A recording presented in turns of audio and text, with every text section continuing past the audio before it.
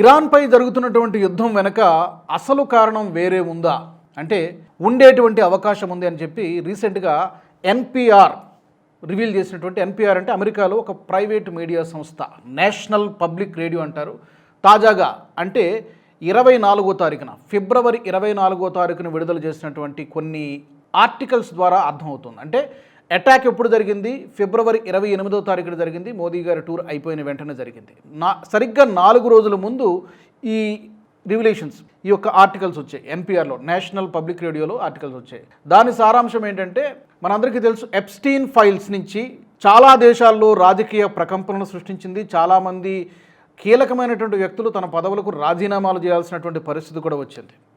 ఇప్పుడు ట్రంప్ మెడకు కూడా ఎప్స్టీన్ ఫైల్స్ చుట్టుకుంటోందా అనేటువంటి అనుమానం కలుగుతోంది. దీనికి కారణం ఏంటంటే, ఎప్స్టీన్ ఫైల్స్లో డిపార్ట్మెంట్ ఆఫ్ జస్టిస్ ఒక ధారావాహిక సీరియల్ లాగా అప్పుడప్పుడు కొన్ని పబ్లిక్ చేస్తూ వస్తోంది. ఎప్స్టీన్ ఫైల్స్కి సంబంధించి 3.5 మిలియన్ పేజెస్ అంటే 30 లక్షలకు పైగా పేజెస్ ఉన్నాయి ఎప్స్టీన్ ఫైల్స్లో.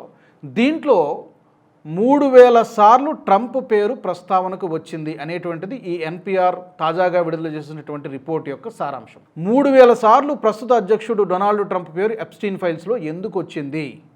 ఇది ఇప్పుడు డౌట్.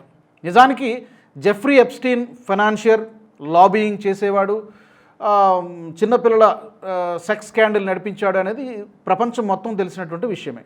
ఆ తర్వాత అతను మిస్టీరియస్ కండిషన్స్లో చనిపోయాడు జైల్లో.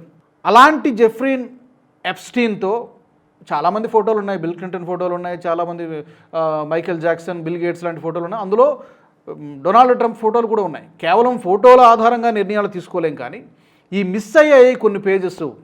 డిపార్ట్మెంట్ ఆఫ్ జస్టిస్ విడుదల చేసినటువంటి కొన్ని రిపోర్ట్స్లో వాటిల్లో ట్రంప్ పేరు లేకుండా కావాలనే ఉద్దేశపూర్వకంగా కొన్ని పేజెస్ని డిలీట్ చేశారు, అవి పబ్లిక్ చేయలేదనేటువంటిది ఈ ఎన్పిఆర్ యొక్క రిపోర్ట్ యొక్క సారాంశం. ఇది ఎక్కడ పెద్ద ఇష్యూ అవుతుందో అని చెప్పి ట్రంప్ భయంతో ఆగమేఘాల మీద ఈ టాపిక్ని డైవర్ట్ చేయాలి, అమెరికా ప్రజలు లేకపోతే మీడియా లేకపోతే సొంత పార్టీ నేతల నుంచి ఈ దాడులను ఎదుర్కోవడం కష్టం అని చెప్పి వెంటనే ఈ యుద్ధాన్ని మొదలుపెట్టాడు. ఇరాన్ పైన దాడులు చేయించాడు, స్ట్రైక్స్ చేయించారు. అఫ్కోర్స్ 2 చేసాయి అనుకోండి, ఇజ్రాయెల్ అమెరికా కలిపే చేసాయి. సో ప్రపంచం మొత్తం ఒక్కసారిగా ఏమైపోయింది, ఎప్స్టీన్ ఫైల్స్ అనేటువంటి టాపిక్ మరుగున పడిపోయింది. ఇప్పుడు ప్రపంచం మొత్తం దేని గురించి మాట్లాడుకుంటుందంటే ఈ యుద్ధాన్ని గురించి మాట్లాడుకుంటుంది. బట్ రీసెంట్గా వచ్చినటువంటి ఏదో ఇరాన్పై యుద్ధాన్ని మొదలుపెట్టినంత మాత్రాన ఎప్స్టీన్ ఫైల్స్ నుంచి ట్రంప్ తప్పించుకోలేరు అనేటువంటి కామెంట్స్ కూడా వస్తున్నాయి. చాలామంది సభ్యులు, కాంగ్రెస్ సభ్యులు కూడా ఈ మాటలు మాట్లాడుతున్నారు. మరి దీనికి సంబంధించి చూడాలి. అమెరికా డిపార్ట్మెంట్ ఆఫ్ జస్టిస్ అయితే ఎలాంటి వివరణ ఇవ్వలేదు అధికారికంగా, నో కామెంట్స్ అని చెప్తోంది. ఫైల్స్ మిస్ అయ్యాయని చెప్పి అడిగినటువంటి క్వశ్చన్కి నో కామెంట్స్ అని చెప్పి డిపార్ట్మెంట్ ఆఫ్ జస్టిస్ చెప్తుంది. పొలిటికల్ రియాక్షన్స్ అయితే మాత్రం వస్తున్నాయి. మెంబర్స్ ఆఫ్ కాంగ్రెస్ డిమాండ్ చేస్తున్నారు, సొంత పార్టీ సభ్యులు కూడా, రిపబ్లికన్ పార్టీ సభ్యులు, డెమోక్రటిక్ పార్టీ ఎలాగో అపోజిషన్లో ఉంది కాబట్టి వాళ్ళు కూడా డిమాండ్ చేస్తున్నారు. దీంట్లో వాస్తవాలేంటో బయట పెట్టాలి.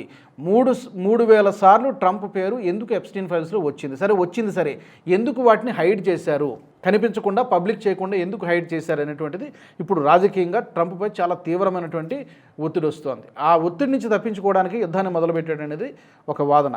ఇంతకీ పబ్లిక్లో ఉన్న టాక్ ఏంటంటే, కొన్ని దశాబ్దాల కిందట, మేబీ 20 సంవత్సరాల కిందటో 30 సంవత్సరాల కిందటో ఒక మైనర్ పైన సెక్సువల్ అబ్యూజ్ చేశారు డొనాల్డ్ ట్రంప్ అనేటువంటిది దాని సారాంశం. బట్ ఎక్కడా కూడా ఫైల్స్ కనిపించలేదు.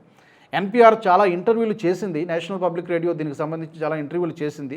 కానీ ఆ ఇంటర్వ్యూలు పబ్లిష్ కాలేదు, రిలీజ్ కాలేదు. అలాగే ఈ ట్రంప్ పేరున్నటువంటి ఈ ఫైల్స్ని కూడా బయటికి పబ్లిక్ చేయకుండా రివీల్ చేయలేదు. డెఫినెట్గా అధ్యక్షుడిగా ఉంటాడు కాబట్టి పొలిటికల్ ఇన్ఫ్లుయెన్స్ డెఫినెట్గా ఉంటుంది. ఆ ఇన్ఫ్లుయెన్స్ ఉపయోగించి డిపార్ట్మెంట్ ఆఫ్ జస్టిస్ పైన ఒత్తిడి తీసుకొచ్చి మొత్తానికి ఫైల్స్ రాకుండా బయటికి పడకుండా చేశాడా? ఇవన్నీ కూడా ప్రస్తుతానికి క్వశ్చన్ మార్క్స్. దీనిపైన వీలైతే ఒక డీటెయిల్డ్ డిస్కషన్ కూడా మనం చేద్దాం. సో ప్రస్తుతానికైతే ఈ అనుమానాలు కలుగుతున్నాయి. అందుకే ట్రంప్ యుద్ధాన్ని మొదలుపెట్టాడా? మీకేమనిపిస్తోంది? లేదంటే ఇజ్రాయెల్ ట్రాప్లో పడి బెంజమిన్ నెతన్యాహు ఒత్తిడి మేరకే యుద్ధాన్ని మొదలుపెట్టాడా? ఏది అసలైనటువంటి కారణం అని మీకు అనిపిస్తోంది? కామెంట్స్లో పెట్టండి. మరో వీడియోలో కలుద్దాం. ఈ వీడియో మీకు నచ్చినట్టయితే లైక్ చేయండి, 10 మందికి షేర్ చేయండి. అలాగే కామెంట్ల రూపంలో మీ అభిప్రాయాలను మాతో పంచుకోండి. Nationalist hub group of channels ను సబ్స్క్రైబ్ చేసుకుని తెలుగునాట జాతీయవాద జర్నలిజాన్ని ప్రోత్సహించండి. ఈ వీడియో కింద ఉన్న బెల్ ఐకాన్ పై క్లిక్ చేయడం మర్చిపోవద్దు.